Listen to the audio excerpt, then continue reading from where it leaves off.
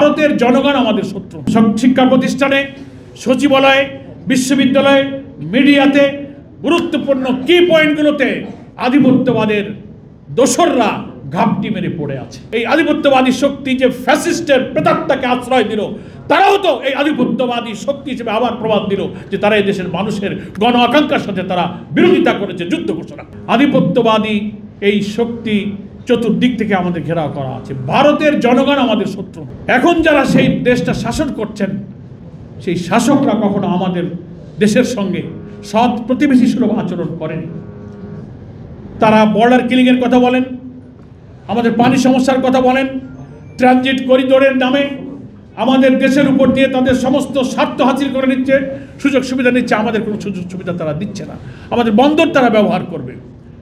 এখানে বহু বড় বড় কর্পোরেট হাউজে, বড় বড় প্রতিষ্ঠানে আমরা শুনতে পাই, পত্রিকায় তথ্য পাই, হাজার হাজার ভারতীয় অনুচর তারা এখনো কর্মরত আছে। এগুলোকে আইডেন্টিফাই করা হচ্ছে না। শিক্ষা প্রতিষ্ঠানে, সচিবালয়ে, বিশ্ববিদ্যালয়ে, মিডিয়াতে গুরুত্বপূর্ণ কি পয়েন্টগুলোতে আধিপত্যবাদের দোসররা ঘাপটি মেরে পড়ে আছে। এত বড় ফ্যাসিস্ট রেজিমের বিদায়ের পরও আজকে প্রশাসন, রাজনীতি কন্ট্রোল করছে পরাশক্তি এমনভাবে। কথায় কথায় এক শ্রেণীর সুশীল সমাজ বলে যে ইনক্লুসিভ আওয়ামী লীগ, রিফাইন্ড আওয়ামী লীগ, অংশগ্রহণমূলক নির্বাচনের নামে আবার আওয়ামী লীগকে তারা নির্বাচনে এবার আনতে চায়। আমরা পরিষ্কার বলতে চাই, আধিপত্যবাদী ভারত, শেখ হাসিনা এখান থেকে জনরোষে জীবন নিয়ে পালিয়ে গিয়ে যে দিল্লিতে আশ্রয় নিল, এত বড় বিপ্লব, এত বড় গণবিস্ফোরণ জানার পরেও এই আধিপত্যবাদী শক্তি যে ফ্যাসিস্টের প্রেতাত্মাকে আশ্রয় দিল, তারাও তো এই আধিপত্যবাদী শক্তি হিসেবে আবার প্রমাণ দিল যে তারা এই দেশের মানুষের গণ আকাঙ্ক্ষার সাথে তারা বিরোধিতা করেছে, যুদ্ধ ঘোষণা করেছে। এই জন্য আমরা আজকের এই আবরারের স্মরণ সভা থেকে বলতে চাই যে প্রতিবেশী ভারতের সঙ্গে সব দেশ দুনিয়ার প্রতিবেশীর সাথে সুসম্পর্ক রাখতে চায়, কিন্তু তার জন্য শর্ত হলো সে সম্পর্ক হওয়া দরকার সমতার ভিত্তিতে। এক্সট্রিম মশার কয়েল প্ল্যান্ট ফাইবার দিয়ে তৈরি, ডেঙ্গু, চিকুনগুনিয়া বাহি সহ যে কোনো মশার বিরুদ্ধে দেয় এক্সট্রিম সুরক্ষা। ন্যায্যতার ভিত্তিতে আপনি শুধু আপনারটাই নিয়ে যাবেন। এদেশের সমস্ত নিয়ন্ত্রণ, ব্যবসা বাণিজ্য, শিক্ষা, সংস্কৃতির উপরে আপনি প্রভাব তৈরি করবেন। সমস্ত অর্থনৈতিক স্বার্থ, বাণিজ্যিক বিরাট ভারসাম্য রক্ষা না করে আপনি বাণিজ্যিক বৈষম্যের মধ্য দিয়ে আপনি স্বার্থ নিয়ে যাবেন, পানি দেবেন না, আপনি আমাদের কাছ থেকে সব নিয়ে যাবেন। আওয়ামী লীগের শাসনের আমলেই তো শেখ হাসিনাই বলতো যে আমরা যা ভারতকে দিয়েছি অনেক কিছু দিয়ে দিয়েছি।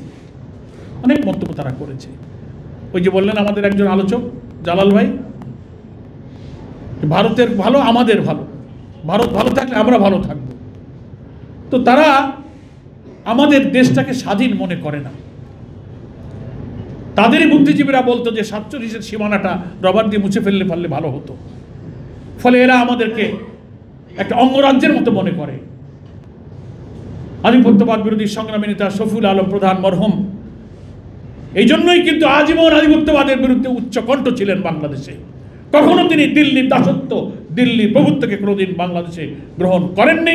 তার বিরুদ্ধে আজীবন তিনি উচ্চ কণ্ঠ ছিলেন, প্রতিবাদী ছিলেন। আগামী নির্বাচনে তার প্রতিফলন ঘটতে গেলে জুলাই সনদের মধ্য দিয়ে বাংলাদেশের রাজনৈতিক দলগুলো ঐক্যমত্য কমিশনে 3 মাস ধরে চেষ্টা করে যেসব সাংবিধানিক রাজনৈতিক বিষয়ে একমত হয়েছেন, আর মেজর কিছু পলিটিক্যাল ইস্যুতে এখনো ডিফারেন্স অফ ওপিনিয়ন আছে, সেখানে একটা ঐক্যমত্য তৈরি করে আমাদের সংবিধানকে, রাষ্ট্রকে, রাজনীতিকে, ইলেকট্রাল প্রসেসকে, সিভিল অ্যাডমিনিস্ট্রেশনকে, অ্যান্টি করাপশন কমিশনকে সব কিছুকে এমনভাবে সাজানো দরকার যেখানে একটি সুশাসন, একটি দুর্নীতিমুক্ত প্রশাসন, একটি ইনসাফপূর্ণ বৈষম্যহীন একটা ন্যায্য মানুষের জন্য মানবিক বাংলাদেশ তৈরি হতে পারে।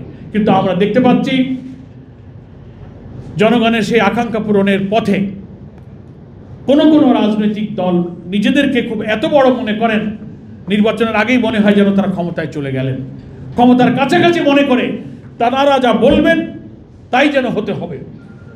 বাংলাদেশের প্রায় 31টি দল এই সংস্কারের কার্যক্রমে ঐক্যমত্য কমিশনে সহযোগিতা করছেন।